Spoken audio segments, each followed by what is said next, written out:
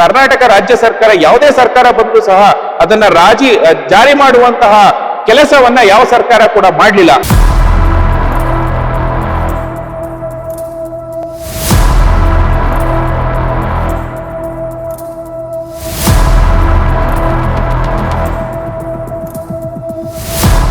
ಮನೆ ಗ್ರಾಹಕರಿಗೆ ಅವರ ಹಕ್ಕುಗಳನ್ನ ಕಿತ್ತುಕೊಳ್ಳುವಂತಹ ಪರಿಸ್ಥಿತಿ ಇವತ್ತು ನಮ್ಮ ರಾಜ್ಯ ಸರ್ಕಾರದಲ್ಲಿ ನಿರ್ಮಾಣ ಆಗಿದೆ.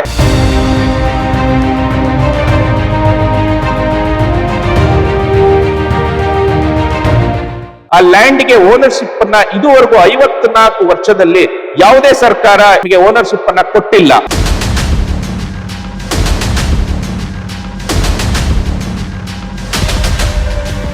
ಲ್ಯಾಂಡ್ ಓನರ್ಶಿಪ್ ಯಾರ ಹೆಸರಿಗಿರಬೇಕು ಅನ್ನುವಂತಹ ಒಂದು ಈ ದ್ವಂದ್ವ ನಿಲುವು ಏನಿದೆ, ಅದರಿಂದಾಗಿ ಸಾಕಷ್ಟು ಸಮಸ್ಯೆಗಳನ್ನ ಅನುಭವಿಸ್ತಾ ಇದ್ದಾರೆ.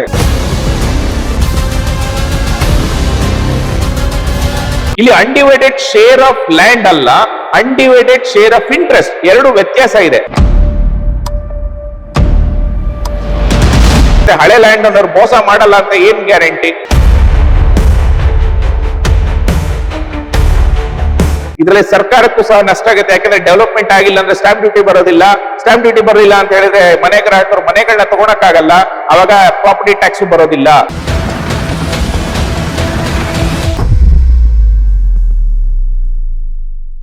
ನಮಸ್ಕಾರ, ನಾನು ಧನಂಜಯ ಪದ್ಮನಾಭಾಚಾರ್, ದ ಫೈಲ್ ಎಕ್ಸ್ಪ್ಲೈನರ್ಗೆ ನಿಮ್ಗೆಲ್ಲರಿಗೂ ಸ್ವಾಗತ. ನೀವೆಲ್ಲ ನೋಡಿರ್ಬೋದು, ಇವತ್ತು ಕರ್ನಾಟಕದಲ್ಲಿ ಅಪಾರ್ಟ್ಮೆಂಟಿನ ಸಂಖ್ಯೆಗಳು ಸಾಕಷ್ಟು ಬೆಳೀತಾ ಇದೆ. ಎಲ್ಲಿ ನೋಡಿದ್ರು, ಯಾವ ರೋಡ್ ನಲ್ಲಿ ನೋಡಿದ್ರು ಅಪಾರ್ಟ್ಮೆಂಟ್ಗಳು ತಲೆ ಎತ್ತುತ್ತಾ ಇದೆ. ಗಗನಚುಂಬಿ ಕಟ್ಟಡಗಳು ಬರ್ತಾ ಇದೆ. ಇದರಲ್ಲಿ ಸಾಕಷ್ಟು ಜನ ವಾಸಕ್ಕೆ ಬರ್ತಾ ಇದ್ದಾರೆ. ಕರ್ನಾಟಕ, ಅದರಲ್ಲೂ ಬೆಂಗಳೂರಿನಲ್ಲಿ ಸಾಕಷ್ಟು ಮಂದಿ ಬೇರೆ ಬೇರೆ ರಾಜ್ಯಗಳಿಂದ ನಮ್ಮ ರಾಜ್ಯಕ್ಕೆ ವಲಸೆ ಬರ್ತಾ ಇದ್ದಾರೆ. ಹಾಗೂ ಇಡೀ ಕರ್ನಾಟಕದಲ್ಲಿ ಕೂಡ ಬೆಂಗಳೂರಿಗೆ ವಲಸೆ ಬರುವಂತಹ ಸಂಖ್ಯೆ ಜಾಸ್ತಿ ಆಗಿದೆ. ಮತ್ತು ನಗರ ವ್ಯಾಪ್ತಿಗಳಲ್ಲಿ ಈಗ ಬರೀ ಬೆಂಗಳೂರು ಮಾತ್ರ ಅಲ್ಲ, ಮೈಸೂರು ಆಗ್ಬೋದು, ತುಮಕೂರು ಆಗ್ಬೋದು, ಶಿವಮೊಗ್ಗ ಆಗ್ಬೋದು, ಬೆಳಗಾಂ ಆಗ್ಬೋದು, ಹುಬ್ಳಿ ಆಗ್ಬೋದು, ಮಂಗಳೂರು ಆಗ್ಬೋದು, ಪ್ರತಿ ಒಂದು ನಗರಗಳಿಗೂ ಸಹ ವಲಸೆ ಬರುವಂತಹ ಸಂಖ್ಯೆ ಜಾಸ್ತಿಯಾಗಿ ಸೈಟಿನ ಅವೈಲಬಿಲಿಟಿ ಕಮ್ಮಿ ಆಗಿರುವಂತಹ ಸಂದರ್ಭದಲ್ಲಿ ಅಪಾರ್ಟ್ಮೆಂಟ್ ಏನಿದೆ, ಅಪಾರ್ಟ್ಮೆಂಟ್ ಕಲ್ಚರ್ ಜಾಸ್ತಿ ಬರ್ತಾ ಇದೆ, ಮತ್ತೆ ಬಿಲ್ಡಿಂಗ್ ಗಳು ಜಾಸ್ತಿ ಬರ್ತಾ ಇದೆ. ಇಂತಹ ಸಂದರ್ಭದಲ್ಲಿ ಅಪಾರ್ಟ್ಮೆಂಟ್ ಆಕ್ಟ್ ಅನ್ನ ಜಾರಿಗೆ ತರುವಂತಹ ಒಂದು ನಿರ್ಣಯವನ್ನ ರಾಜ್ಯ ಸರ್ಕಾರ ಅನೌನ್ಸ್ ಅನ್ನ ಮಾಡಿರುತ್ತೆ. 2024ರಲ್ಲಿ ಲೆಜಿಸ್ಲೇಟಿವ್ ಅಸೆಂಬ್ಲಿನಲ್ಲಿ ಅನೌನ್ಸ್ ಅನ್ನ ಮಾಡಿರ್ತಾರೆ. ಮತ್ತು ರೀಸೆಂಟ್ ಆಗಿ 2025 ಡಿಸೆಂಬರ್ ನಲ್ಲಿ ಸಹ ವಿಧಾನಸೌಧದಲ್ಲಿ ಒಂದು ಹಾಲ್ ಅಲ್ಲಿ ಎಲ್ಲಾ ಮನೆ ಗ್ರಾಹಕರನ್ನ ಕರೆದುಬಿಟ್ಟು ನಾವು ನಿಮ್ಮ ಹಕ್ಕುಗಳ ರಕ್ಷಣೆಗೋಸ್ಕರ ನಾವು ಒಂದು ವಿಧೇಯಕನ ಮಾಡ್ತಾ ಇದ್ದೇವೆ ಅನ್ನುವಂತಹ ಒಂದು ಭರವಸೆಯನ್ನ DK ಶಿವಕುಮಾರ್ ಅವರು ಕೊಟ್ಟಿರ್ತಾರೆ. ಆ ಕೊಟ್ಟಿರುವಂತಹ ಸಂದರ್ಭದಲ್ಲಿ ಮನೆ ಗ್ರಾಹಕರಿಗೆ ಮತ್ತೆ ಒಂದಷ್ಟು ಜನರಿಗೆ ಒಂದಷ್ಟು ಬೆದರಿಕೆಯನ್ನ ಹಾಕುವಂತಹ ಸಂದರ್ಭಗಳು ಸಹ ನಾವು ನೋಡಿದ್ವಿ. ಈ ಅಪಾರ್ಟ್ಮೆಂಟ್ ಕಲ್ಚರ್ ಈಗಿಂದ ಶುರು ಆಗಿಲ್ಲ. ಅಪಾರ್ಟ್ಮೆಂಟ್ ಕಲ್ಚರ್ ಬಂದಿದ್ದು 1970s ಅಲ್ಲೇ ಬಂದಿದೆ. ಮತ್ತೆ ಆಗಿದ್ದಂತಹ ಸರ್ಕಾರ 1972 ನಲ್ಲೇ ಅಪಾರ್ಟ್ಮೆಂಟ್ ವಿಧೇಯಕವನ್ನ ಒಂದು ಲಾವನ್ನ ಮಾಡಿರ್ತಾರೆ. ಆದ್ರೆ ಅನ್ಫಾರ್ಚುನೇಟ್ಲಿ 1972 ಇಂದ 54 ವರ್ಷ ಆದ್ರೂ ಸಹ ಇದುವರೆಗೂ ಆ ಕಾಯ್ದೆಯನ್ನ ಜಾರಿನೇ ಮಾಡಿರಲಿಲ್ಲ.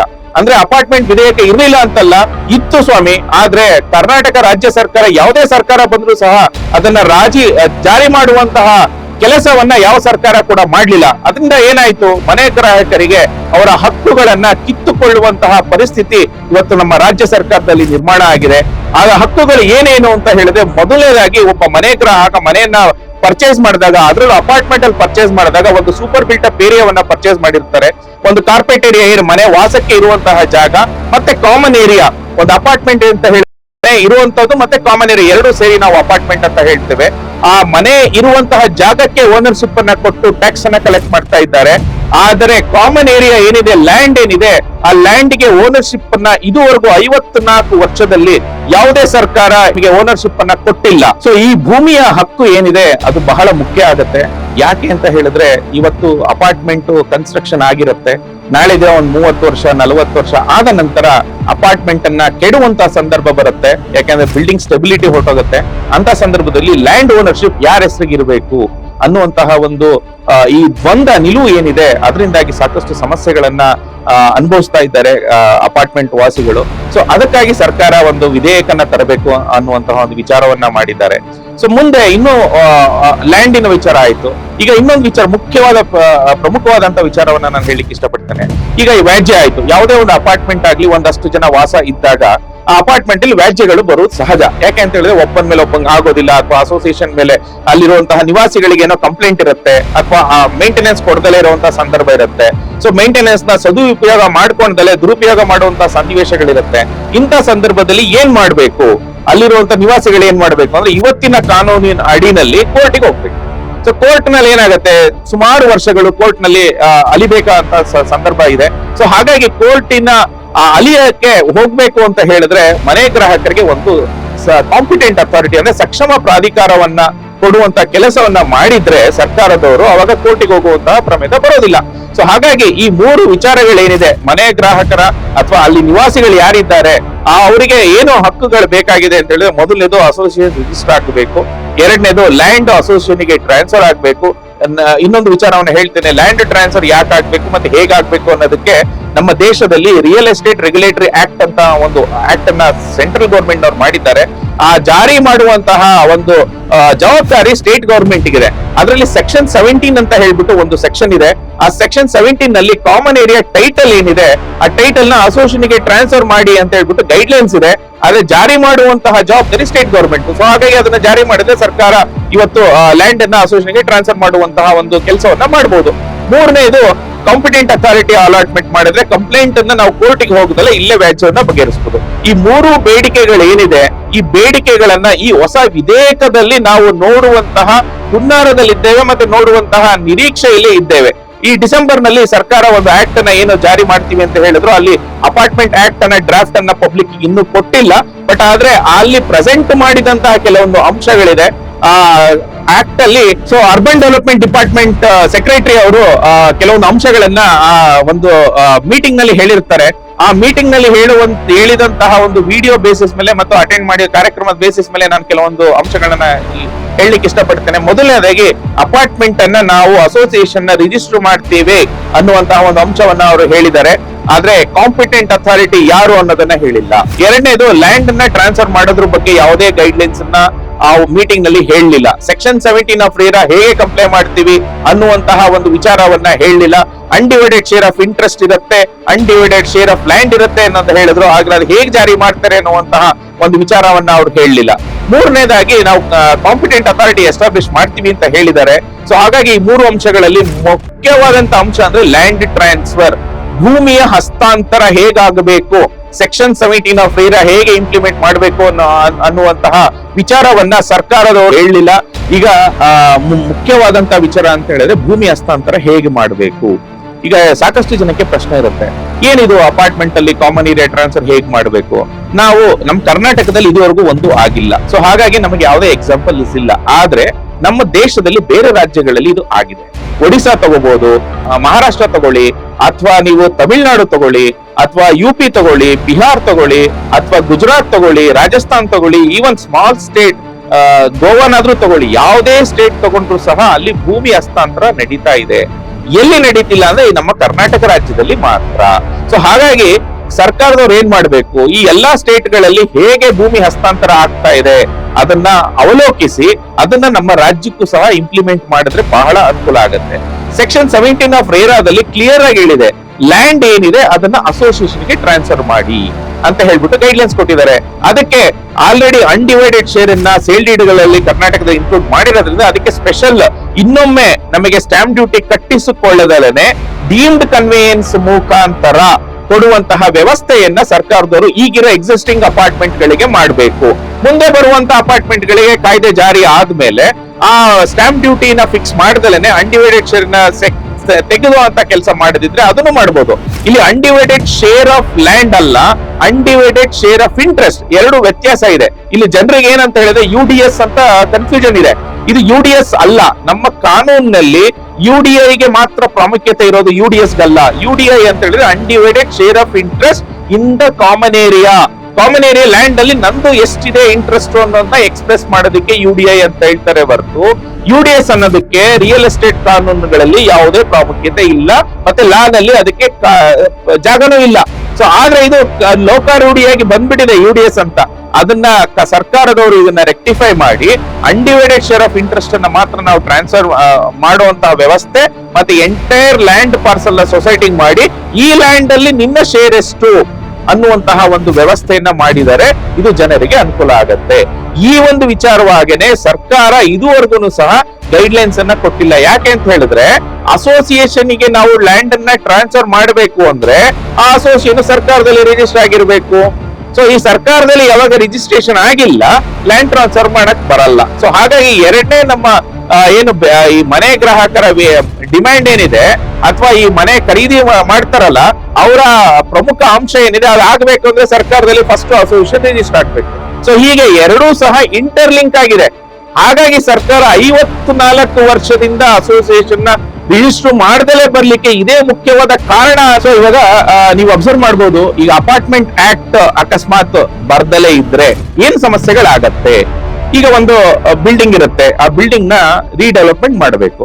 ಆ ರೀಡೆವಲಪ್ಮೆಂಟ್ ಮಾಡಬೇಕು ಅಂದ್ರೆ ಒಂದು 100 ಜನ ಫ್ಲಾಟ್ ಓನರ್ಸ್ ಇದ್ರೆ ಆ 100 ಜನರ ಸೈನು ಬೇಕಾಗಬಹುದು, ಅಥವಾ ಲ್ಯಾಂಡ್ ಖಾತಾದಲ್ಲಿ ಯಾರು ಲ್ಯಾಂಡ್ ಓನರ್ ಹೆಸರು ಇರ್ತಾರೋ, ಯಾಕೆಂದ್ರೆ ಲ್ಯಾಂಡ್ ಖಾತಾದಲ್ಲಿ ಹಳೆ ಲ್ಯಾಂಡ್ ಓನರ್ ಹೆಸರು ಇವತ್ತಿನ ವ್ಯವಸ್ಥೆನಲ್ಲಿ ಇದೆ.